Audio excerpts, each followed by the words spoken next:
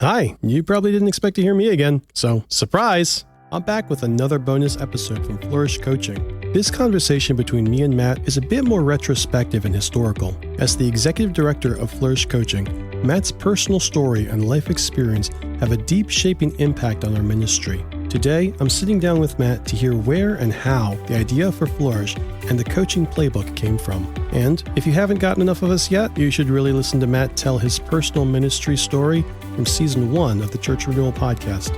We've got links in the episode notes below. Enjoy. Hey, Matt. Hey, Jared. This is another bonus. Bonus? You and I yesterday needed a break from recording, so we took a short walk, and as we were walking, you said, hey, I wish I had a chance to talk about some other things, like where the Flourish model came from and how it was actually developed. So, man, I wanted to sit and chat with you about that, and also just get to know you a little bit more as both the executive director, one of the founding members of Flourish Coaching, and here we've gotten to know your heart and know your personality, which, by the way, to your listener, both Matt and I tend to be somewhat sarcastic and jovial. So if you think we said something that's grossly unbiblical or unorthodox, please know that it was intended as a joke, but my flat affect will almost always give that away. Mostly. There it is. Okay, so Matt, where did the Flourish model come from? Yeah, so Flourish was started we started talking about it in 2014, we incorporated in 2015, and we did, as I've said in some of the episodes, we started Flourish because we had a heart for established churches, as well as new churches getting started. I'm coaching a church planter right now. Coached replanters, planters, lots of them. Among all of the people on our staff, we've coached hundreds of pastors over these last 9 years that we've been together as an organization, and a good number of church planters in there. So the heart for both. The hole that we saw was in established churches and help that established churches could get from an organization. So we started in 2015. I came on full-time in 2018, transitioned out of full-time pastoring. You can hear about that story in our first two seasons. We're going to link to those episodes. We're going to link to those episodes and hear a more long version of that challenging story. So I transitioned out of weekly preaching ministry in the middle of 2018 and started working for Flourish, which is now 6 years ago, which is mind-blowing. And one of the first things that I wanted to do was start working on these processes that we now use. And the reason for that was they didn't exist in other places. So our church health assessment, our envisioning process, and our pastor search process, they don't exist in other places than they didn't exist in our ecosystem in the PCA, where we do a lot of our work. They just weren't there. You couldn't go and find one. At least you couldn't go find one that was effective and helpful. So where did you find it? Yeah. So I'm a researcher. My background, my undergraduate degree is in marine science. When I was in seminary, I was a business analyst for a Fortune 100 company. And so my background is very much in investigation, in analysis. I'm a process guy. And so creating processes is native to me. And so when I started working for Flourish full-time, all these things that I had learned and read about and experienced in other people's trainings and from these other organizations, IPM and Vital Church, I began to try and distill what would be a distinct way that Flourish could do this. So we created Pastor Search. Actually, first is the first one that I worked on, because I had counseled so many candidates and so many churches and saw the awful process that they were using to try and find a new pastor. And I was like, there's got to be a better way. So I read the books and I developed a model that we now teach to churches to use to find a new pastor, both within the PCA and outside of the PCA. And so we created Pastor Search first, which makes sense. That model makes sense. Why a church health assessment, you might wonder?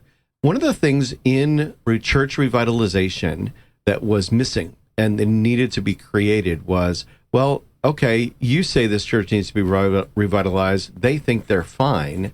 How do we come to some place where we can come to agreement about whether this church is healthy or not? And that's why we created the church health assessment, because we wanted some way of evaluating what is the biblical health of this local church. And so we created that. And then we took a process that I had used with my own congregation in West Seattle, where I was a pastor for a decade. And we took that and documented it, and that became version 1 of our envisioning process that's continued to be revised through the years and refined so that churches in the middle of their life cycle can find a direction for how God might use them to see the fulfillment of the Great Commission in their local community, and to do that in a Great Commandment way where they love their neighbors as themselves. And so, because I'm a process guy and I think in processes, it was native for me to make these. So that's what we did. That's where these came from. Did you do that prior to 2018? Did you develop these prior to 2018? No, not formally. Okay. So in my head, they existed there, but it was taking them, documenting them, getting them in a sustainable way that they could be done. So 2013, you personally were born. 2014, you step into, you start Flourish. 2018, you become executive director, and at that point, you're able to step back far enough and say, all these things I have in my head, let's get this down on paper. Let's formalize it so that we can pass this and discuss it and utilize it. Yep, absolutely. Okay. Yep. So these 3 processes, again, that we developed them not in the order in which they appear in the transition process, but pastor search, and then church health assessment, then envisioning. So we developed these 3 processes, and I was visiting with a client. So how did they end up in a transition process? So I was visiting with a potential client. I don't know, this might have been in 2019, I want to say. And so talking with them, trying to understand, they just lost their pastor, they said, how can you help us? And I said, well, we've developed these 3 processes, and you know that you want to get another long-term pastor, so we could help you with pastor search. You're kind of not sure what your health is. We could help you with church health assessment. You kind of seem lost in the middle, like you had a founding vision of a church, but you sort of don't have something now. And so, we could help you with envisioning. And it was that client that said, well, it actually feels like we could use all 3 of those. Could we do those in a row? Church health assessment, then envisioning, then pastor search. And that was a light bulb moment for you. That was a light bulb moment for me, because I had not thought of that at all in that moment. I had thought of them as standalone things that people could come to us and say, hey, can you help this with us? And we pull that binder off the shelf and we open it up and we start working it through with them. And they were 3 distinct binders. And I'd never at that moment thought of doing them in a row with the church. Well, the client suggested it. We ended up engaging with them and working with them. And I started to research this thing that I had known about, but I knew very, very little about. I didn't know anybody that had been an interim pastor, which was the category that was in parlance at that time. We're talking about like maybe 2019, so 5 years ago. And I didn't know anybody that had done that. I didn't know any of the organizations intimately. And the Lord just saw fit to start bringing people across my path and to let me start being introduced to people and being exposed to the literature. And what I discovered was that we had accidentally, on the one hand, from man's perspective, but in God's providence, and the other perspective, we had developed these core processes that form the backbone of a transitional process. We hadn't done it on purpose, but we had done it. And so now we commonly will take those 3 processes and sell them as a unit to a church, either as an external coach to the church when they're between long-term pastors and they can cover preaching and care themselves, or we support the transitional pastor as he works at church through those 3 processes in that time period between 2 long-term pastors. So when you had this light bulb moment and you went home that night and you were talking to your wife, what did she say? I actually can't remember what she said. I can remember what the guy who worked for me at the time said, who used to be the host of this podcast. You can hear his voice in seasons 1 and 2. He said, "Stop, Matt. We're doing too much already." And he was right. And we actually took the next couple of years, and all we did was over and over again, we did those 3 processes so that we could hone them and make them better and make them so we were good at facilitating them in a church before we started actually recruiting, training, and deploying transitional pastors to churches, because we wanted to be adept at those processes before we started putting them in the hands of transitional pastors and letting them walk them out. Okay, so I joked about you being born in 2013. Yeah. You obviously were born a long time before 2013. Yes, I was. And you got into marine biology and business. Yep. And then pastoring. Yeah.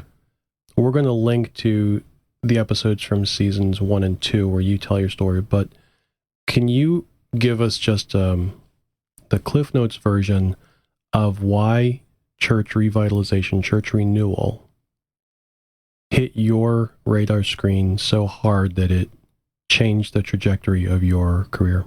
Sure. So there's some features as I look back. My dad now passed away, but my dad, through most of his professional life, was a diagnostician. So my dad, at the end of his career, the last job that he had is he worked for Verizon Wireless. And if you see one of those buildings at the bottom of the cell phone tower, my dad was the master of that building.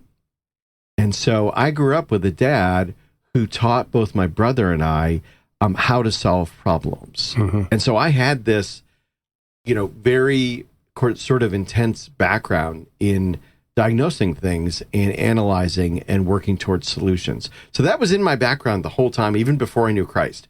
I came to Christ as a freshman in college. So I had that in my background. It was just sort of sitting there in the background, latent, if you will.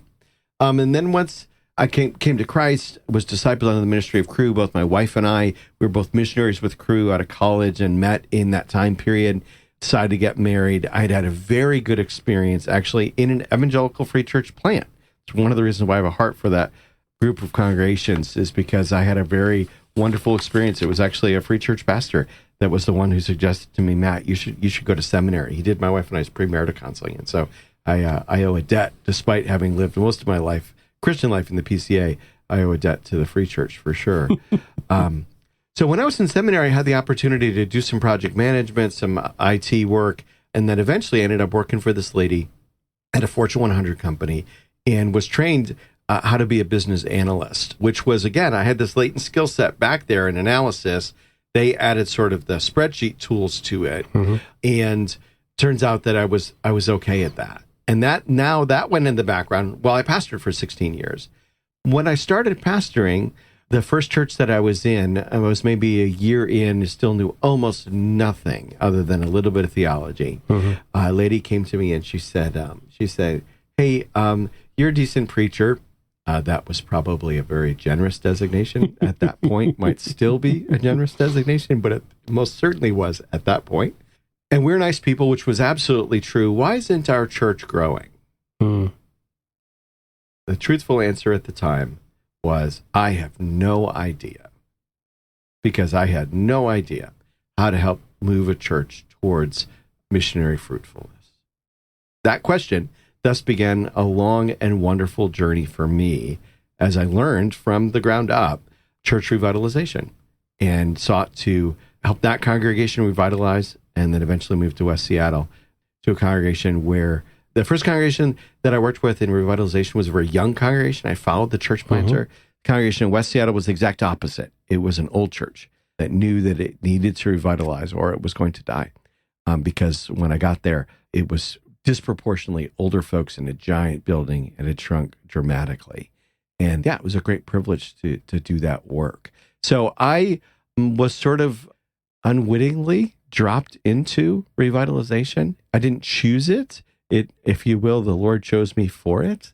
And I think not just for the sake of those two congregations and all the people that we were able to minister to over the years, believers and unbelievers, but I honestly think that God did all that because he wanted Flourish to come into being. So your shocking, stellar success with both of those churches is what led to Flourish? No.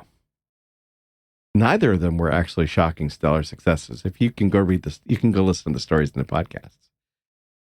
It's interesting. I think that as I was leaving Pennsylvania, which was a very difficult pastorate for me, mostly, at least a good proportion of the challenge of that pastorate was the immaturity of the pastor. Hmm. Who was pastoring there? Yeah, that would have been me. Oh.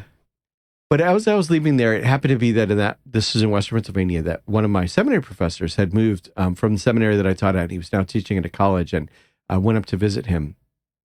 And it was describing to him how challenging this pastorate had been to me, how much it was challenged me to grow and change and be different. And he sort of looked at me, he's dour Scotsman, Ian Duggett, and he says, and he said to me, he says, God frequently has to crush those whom he wishes to use. Did not know that was going to produce a laugh out of chair over there. But don't mind our podcast hosting. Commiseration. I know. It's the only way he works. It's the only way he works. If he had to work in the Apostle Paul that way, then why would we think that we would be different than he had to work that way in his son. Absolutely. And not because of his son. And not because of his son's sin, but because of our sin. He crushed his son. So I would say that... All right, we can preach that, man. We can preach that. But we're not supposed to preach. It's a podcast here. So... all right, bring it in. So those experiences flowed into the creation of Flourish. And my heart for pastors that are many times, if 85% of churches need revitalization, 85% of the pastors that you talk to are in revitalization churches, and they're revitalization pastors, whether they were unwittingly dropped into it like I was or not. And so that's how my heart got formed towards church revitalization, is it's what the Lord wanted to do. And I think that these experiences flowed into, in part, Flourish's founding. We have time for a story? No. So, take it back. Yes. Thank you. So in 2014, I moved to West Seattle in 2008. Yeah. In 2011, a lot of the main thinking and leadership and the impetus towards the revitalization of the church had been accomplished. And I'm a twitchy sort, so I get bored easily. And so I started to want to have something that I was continuing to grow in and could exercise my brain even as I continued to pastor that church for another 7 years. And so I started doing coaching and consulting on my own in 2011, 2012. I'd been doing it a couple of years. I've been taking people's money. And I was like, you know what? Maybe I should get some training. And so I went to a coach training in 2014. And one of the trainers was this guy named Ted Strawbridge. And it was a training for church planter coaches. That's not what I was doing. I was mostly coaching revitalization pastors and revitalization churches. But I went to this training and they allowed me in, which was really kind. Even though I was a unicorn, I was the only person in the room that was thinking about church revitalization. So I sit down next to Ted Strawbridge at this big group dinner after the training day. And he looks at me and he says, "Hey, so I hear you're the unicorn. So tell me your story." And so I told him the similar story to what I've just told here. And he looks at me dead serious and he goes, church revitalization, church renewal, that's a thing? And his whole world, Lord bless him. Ted Strawbridge, the Lord used him to do way more than he will ever use Matt Bohling to do. I have immense respect and awe for my brother who's now with the Lord and enjoying life way more than we are. And I would not be doing Flourish if Ted Strawbridge had not said, this is what you should do with your life. So I have immense gratitude for my brother. But Strawbridge looks at me and he goes, that's church revitalization, that's a thing? And if he were here sitting here in this podcast with a third microphone, he would say, the Lord began to get a hold of his heart on that. And so that which he had worked in me now spread to Ted. And he was working that same heart in Paul Hahn, who's now still on our board as one of our founders, that God had worked that same heart in the three of us. And what I can tell you is, Flourish got into church revitalization because Jesus got into the heart of those three guys. And that's why this is what we do. Thank you, Matt. You're welcome.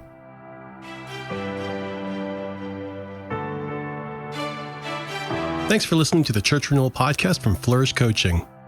Flourish exists to set ministry leaders free to be effective wherever God has called them. We believe that there's only one fully sufficient reason that this day dawned. Jesus is still gathering his people, and he's using his church to do it. When pastors or churches feel stuck, our team of coaches refresh their hope in the gospel and help them clarify their strategy. If you have questions or a need, we'd love to hear from you. You can find us at flourishcoaching.org, and you can reach us by email at info@flourishcoaching.org. You can also connect with us on Facebook, Twitter, and YouTube, and we would love it if you would like, subscribe, rate, or review the podcast wherever you're listening. Please share this podcast with anyone you think it'll help, and if we get a client because of a recommendation you make, we'll send you a small gift just to say thanks. And a special thanks to Bay Ridge Christian Church in Annapolis, Maryland for the use of their building to record today's episode. All music for this show has been licensed and was composed and created by artists. The Church Renewal Podcast was produced by me, Jeremy Zaffarati, in association with Flourish Coaching, with the goal of equipping and encouraging your church to flourish wherever God has called you.